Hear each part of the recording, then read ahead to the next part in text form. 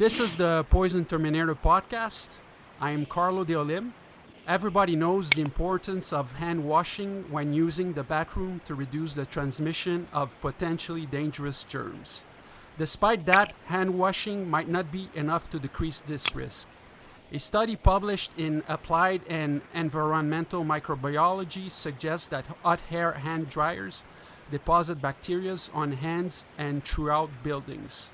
My guest today is the author of the study, Dr. Peter Setlow.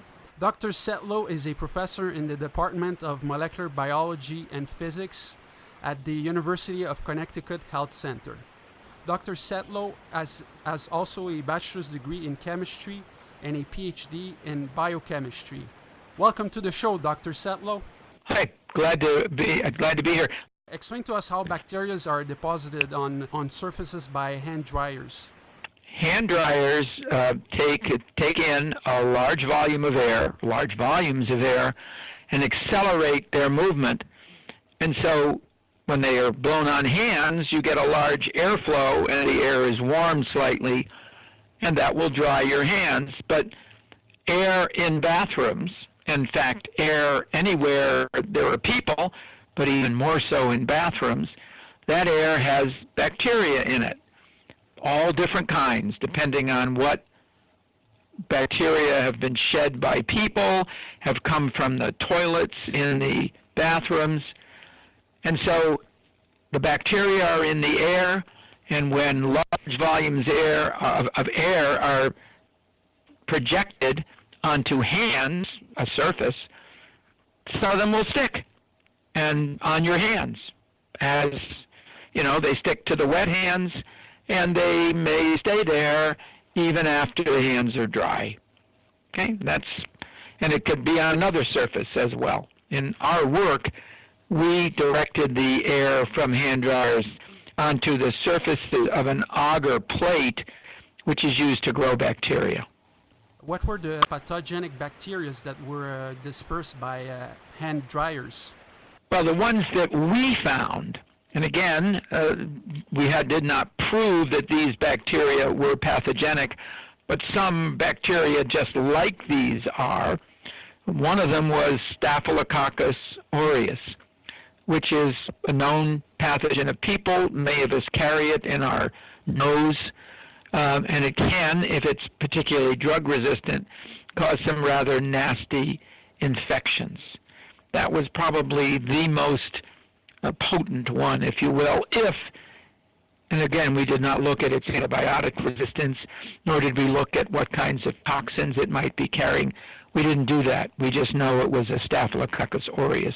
And there were some others as well, but that was one that was particularly notable. Who are most susceptible to be contaminated by these bacteria? Oh, and all of us are susceptible to the contamination. All of us. You know, if you use a hand dryer and you have it blown on your hands, the question, I think the more important question is, who are people that would be susceptible to some of these pathogens, such as Staphylococcus aureus? And that would be people that their immune system is compromised for any of a variety of reasons. One that's near and dear to my heart is when we get older, our immune system doesn't become quite as effective as it was when we were younger. Or you could be having, say, chemotherapy, and your immune system might be suppressed. Or you were getting drugs, because you've had a transplant, so to suppress your immune system. Then bacteria that might not do much for people with a normal immune system might do something to you. Is there any preventive measures that could be taken to reduce the levels of bacteria in bathrooms and their surroundings?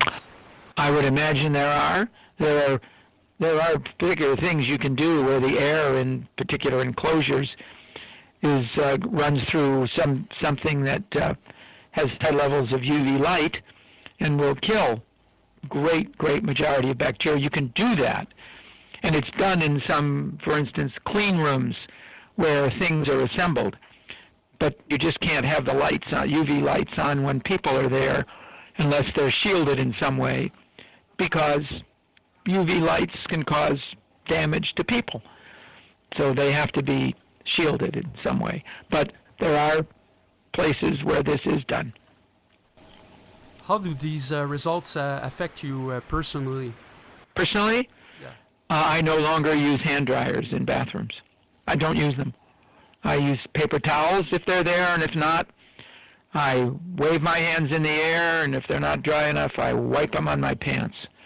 I do not use hand dryers any longer. And the person that I co-authored this paper with, Dr. Thomas Murray, who is an infectious disease physician, he no longer uses hand dryers either. But are hand dryers with filters good to reduce bacterial deposition? We did a few studies on that, and the answer was they appeared to reduce. That was our data.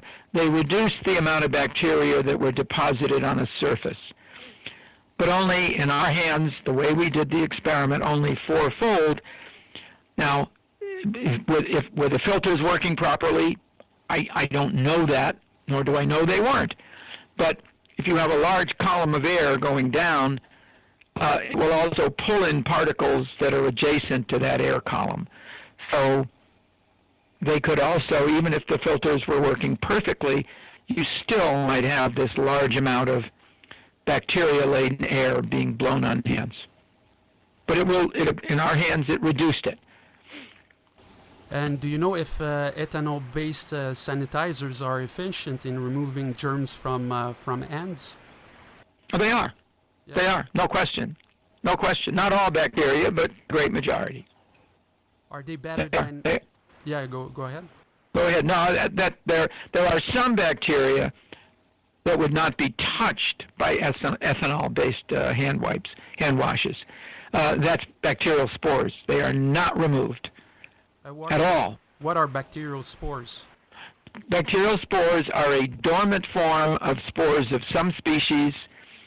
The one that's in the news most is the spores of Bacillus anthracis, which is a biological warfare weapon, and was used in the United States by, to sending letters throughout, and not throughout, but in a number of places in the United States, letters that were contaminated with spores of Bacillus anthracis, and a number of people got sick, and a few people, at least one person I know of, died from the disease anthrax. And there's some other diseases caused by spores. And ethanol-based hand rubs or wipes do absolutely nothing to bacterial spores. Are bacterial spores more infectious than bacteria that aren't spores? No, they're both infectious. Just bacterial spores are phenomenally resistant to just about everything, whereas growing bacteria are not. Did you have any opposition to your results from hot air hand dryers manufacturers or any other groups that represents their? I never got any inquiries that I know of from any hand dryer company or from any paper towel company. Why did you take an interest to participate in this project? I had a student, a graduate student, who was here for a year, who had done some very nice work in another area, and she needed another project for a few months, and I work with bacterial spores, not of Bacillus anthracis, something that's innocuous to people, and we make a large amount of them, and I said, I wonder if some of these spores end up in the bathroom down the hall. And so she looked, and the first time she looked, she found loads of bacteria. There were a small amount of spores, small amount, but there were loads of other bacteria, and I said, wow, this is interesting. And so we kept working on it. Do you know if we can see the same phenomena with hair dryers? I would think that any movement of a large volume of air, since air everywhere has bacteria, whether it's a lot, I think bathrooms tend to have more, or a little, maybe our home or the outdoors, depending on particularly where you are outdoors. So any large amount of air that's blown on a surface could, I emphasize could, deposit bacteria. That's all. Now, is there a risk there? That's probably the big question. And I can't answer that. I'm not a risk person. I think the risks are small, but it might depend on, are you immunocompromised? Are you in an environment where there might be some organisms of pathogens, higher levels? So there may be a risk, but it may be very, very small. But if there's an environment where there's people who are shedding infectious bacteria or possibly infectious viruses, using a dryer, pointing and blowing a large amount of that contaminated air on a surface, and if that surface tends to be you're going to have a lot more of that stuff on you. Will that result in you getting sick? I don't know. I don't know enough about disease transmission to say yes or no. It's just, if it seems to me pretty obvious that given that scenario, having less organisms deposited on your person rather than more is a good idea. That's it, right there.